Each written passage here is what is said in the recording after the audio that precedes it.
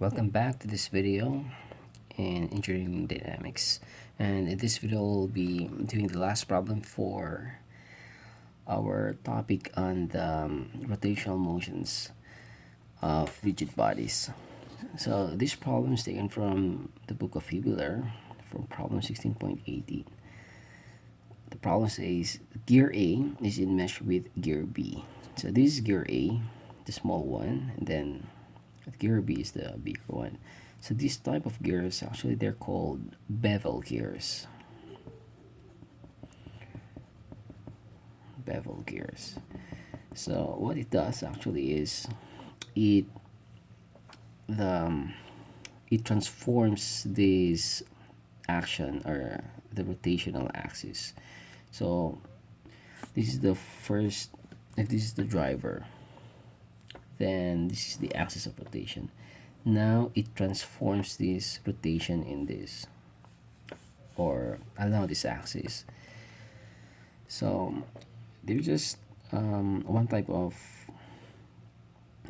gears. There are still a lot others that we'll encounter. The one that I draw last time, they're like maybe spur gears or the helical gears, depending upon the orientation of the teeth. But anyways, the point is they're in mesh with each other. So it's something like there's a common point between them that has the same velocity or acceleration. So just like the one we did with speed ratio. Anyways, it says that if A starts from rest, so we have points here, starts from rest and has a constant angular acceleration of 2 radians per second squared, determine the time needed for B to attain an angular velocity of W of 50 radians per second. So this from rest at first, then it starts to rotate at an angular acceleration, constant angular acceleration of 2 radians per second. So because it starts to rotate, then what would be the time it needs for this gear B to achieve a velocity of 50 radians per second? Of course, if this one is at rest, then this one should be at rest. Okay, so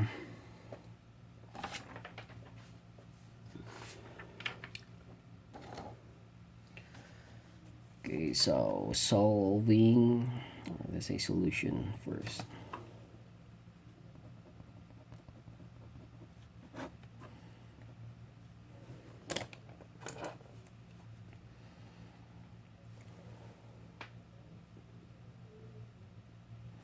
Okay, so solving for alpha sub b. Okay, so take note that we have or we're given with diameter here, or radius, radius r sub b and then r sub a. So we can use the relation that a sub a is just a sub b, which is just alpha sub a times the radius of a is equal to alpha sub b times the radius of b. So since we're given with this constant acceleration, the radius, and then the radius of b, then we can solve for alpha sub b. So let's substitute now the values of 2 times the radius. So the radius of a, so it's in mm. Let's just convert it in meter. 0.025 meter. Divided by 0.1. So 2 times 0.025 divided by 1. So the answer is 0.5 radians per second squared. Okay, so now we have the acceleration here. Then the next thing is we can now solve for the time required.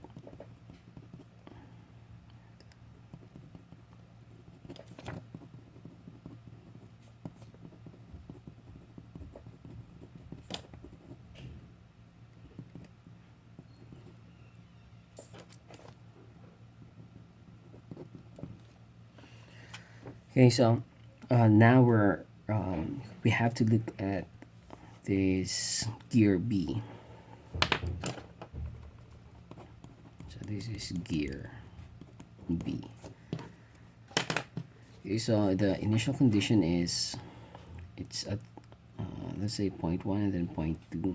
So at point 1 it's just 0, and then at point 2 the velocity is 50 radians per second, and plus we have a constant acceleration as well, because the acceleration of this one is constant.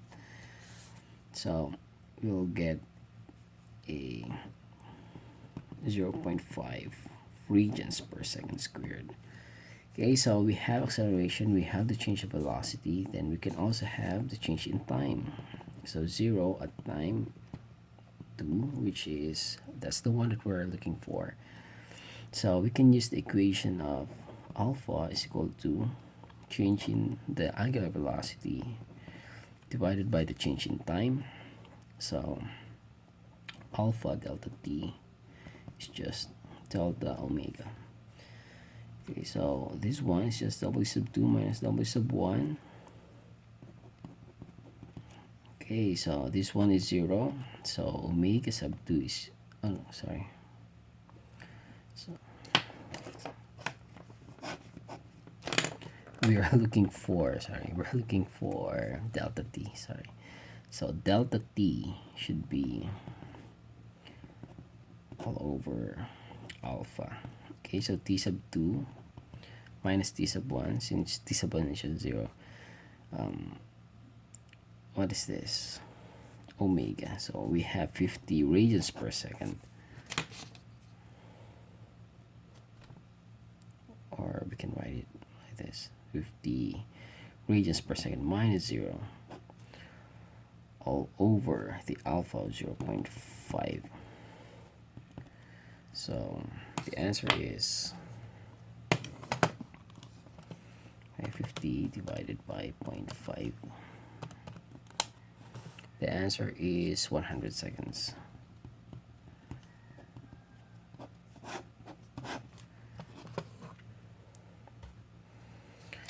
Okay, so just a recap on what we did.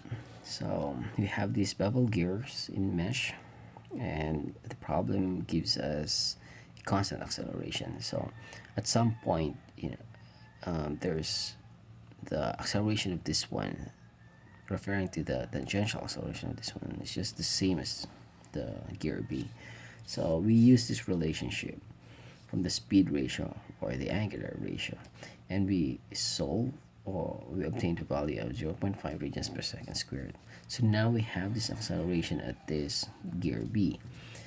Then we are given with this angular acceleration 50 radians per second. So from rest, it starts from rest, and then now it goes 50 radians per second. So the problem asks how long, what's the time required for to take this gear B to rotate from 0 radians per second to 50 radians per second. So now we just use this formula now, and then we obtain this time, t is equal to 100 seconds. Alright, so in the next video we'll be discussing our next topic, which is the velocity and acceleration analysis of rigid bodies. See you in the next video.